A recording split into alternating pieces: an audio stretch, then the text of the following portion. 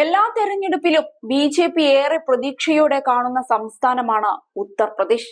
ഇവിടെ മറ്റ് ഇതര പാർട്ടികൾക്ക് വിജയിക്കാൻ പ്രയാസമാണ് പലപ്പോഴും. ഇവിടെയുള്ള 80 സീറ്റിൽ നല്ലൊരു ശതമാനവും കഴിഞ്ഞ 2 ലോക്സഭാ തെരഞ്ഞെടുപ്പിലായി ബി.ജെ.പി. ആണ് നേടാറുള്ളത്.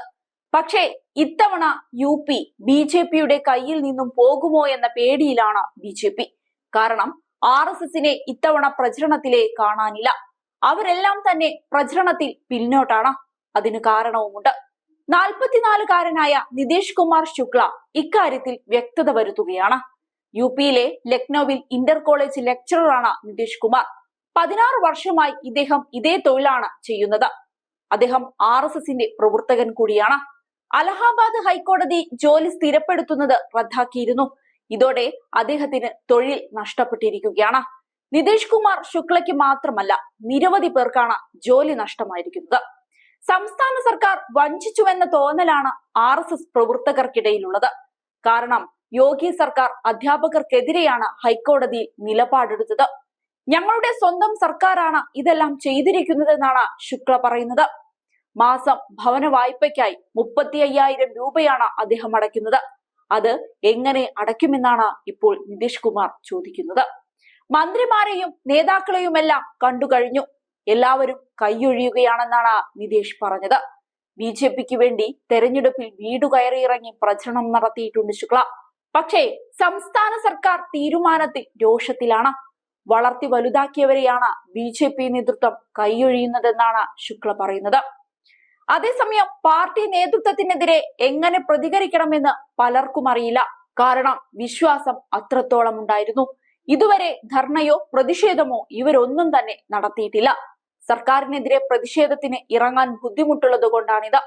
എന്നാൽ സ്വന്തം പ്രശ്നം പരിഹരിക്കാൻ എങ്ങോട്ട് പോകുമെന്നാണ് ശുക്ല അടക്കമുള്ളവർ ചോദിക്കുന്നത്. സ്വന്തം ആളുകളുടെ ജീവിതം മെച്ചപ്പെടുത്താനായി സർക്കാർ ഒന്നും ചെയ്തിട്ടില്ലെന്നാണ് ഇവർ ആണയിട്ട് പറയുന്നത്. ബി.ജെ.പി. സർക്കാരിന് കീഴിൽ ആർ.എസ്.എസ് പ്രവർത്തകരുടെ ജീവിതത്തിൽ യാതൊരു മാറ്റവും വന്നിട്ടില്ല. പകരം ദുരിതമാണ് ഉണ്ടായിരിക്കുന്നതെന്നും ഇവർ തുറന്നടിക്കുന്നുണ്ട്. ടിക്കറ്റ് വിതരണത്തിൽ പൂർണ്ണമായും ആർ.എസ്.എസിനെ ബി.ജെ.പി. അവഗണിക്കുകയാണ് ചെയ്തത്. ബി.ജെ.പി. പ്രവർത്തകർക്ക് പകരം പാർട്ടിക്ക് പുറത്തുനിന്ന് വന്നവർക്ക് സീറ്റുകൾ ധാരാളം നൽകിയതിന്റെ പ്രശ്നങ്ങളും ഈ ആർ.എസ്.എസും ബി.ജെ.പിയും തമ്മിലുണ്ട്. ബി.ജെ.പി. അഹങ്കാരിയായി മാറിയിരിക്കുന്നു. ഇപ്പോൾ ആർ.എസ്.എസിന് ആവശ്യമേ ഇല്ലെന്ന തരത്തിലാണ് ബി.ജെ.പിയുടെ പ്രവർത്തനങ്ങൾ. ഇതുവരെ സംഘപരിവാർ നേതാക്കൾ കാണാൻ വരാൻ പോലും പലരും തയ്യാറായിട്ടില്ല. പരസ്യ പ്രതിഷേധം ഇല്ലെങ്കിലും പ്രചരണത്തിൽ നിന്ന് വിട്ടുനിന്നാണ് അവർ മറുപടി നൽകിയിരിക്കുന്നത്. യു.പിയിൽ ബി.ജെ.പിക്ക് സീറ്റ് കുറയാൻ ഇത് കാരണമായേക്കും. ഏതായാലും ബി.ജെ.പിയുടെ നെറികേടിന് അവർക്ക് 8ന്റെ പണി തന്നെ കിട്ടാനാണ് സാധ്യത. തെരഞ്ഞെടുപ്പ് അടുത്തതോടെ ബി.ജെ.പിയുടെ നെഞ്ചിടിപ്പും കൂടിയിട്ടുണ്ട്. മെയ് 20-ന് നടക്കുന്ന ലോക്സഭാ തെരഞ്ഞെടുപ്പ് 5ാം ഘട്ട വോട്ടെടുപ്പിനായുള്ള പരസ്യപ്രചരണം ഇന്ന് അവസാനിക്കുകയാണ്. 6 സംസ്ഥാനങ്ങളിലെയും 2 കേന്ദ്ര ഭരണ പ്രദേശങ്ങളിലെയും 49 മണ്ഡലങ്ങളാണ് ഈ ഘട്ടത്തിൽ വിധിയെഴുതുന്നത്. ഒഡീഷയിലെ 35 നിയമസഭാ സീറ്റുകളിലേക്കും ഇതോടൊപ്പം വോട്ടെടുപ്പ് നടക്കും. യു.പിയിലാണ് 5ാം ഘട്ടത്തിൽ ഏറ്റവും കൂടുതൽ സീറ്റുകൾ പോളിംഗിനെത്തുന്നത്. 695 സ്ഥാനാർത്ഥികളാണ് 5ാം ഘട്ടത്തിൽ ജനവിധി തേടുന്നത്. തെരഞ്ഞെടുപ്പ് പ്രഖ്യാപിച്ചതു മുതൽ ഏറെ ചർച്ചയായ അമേഠിയിലും റായ്ബറേലിയിലും 5ാം ഘട്ടത്തിലാണ് വോട്ടെടുപ്പ് നടക്കുന്നത്. റായ്ബറേലിയിൽ രാഹുൽ ഗാന്ധിയാണ് ഇന്ത്യ മുന്നണിയുടെ സ്ഥാനാർത്ഥി.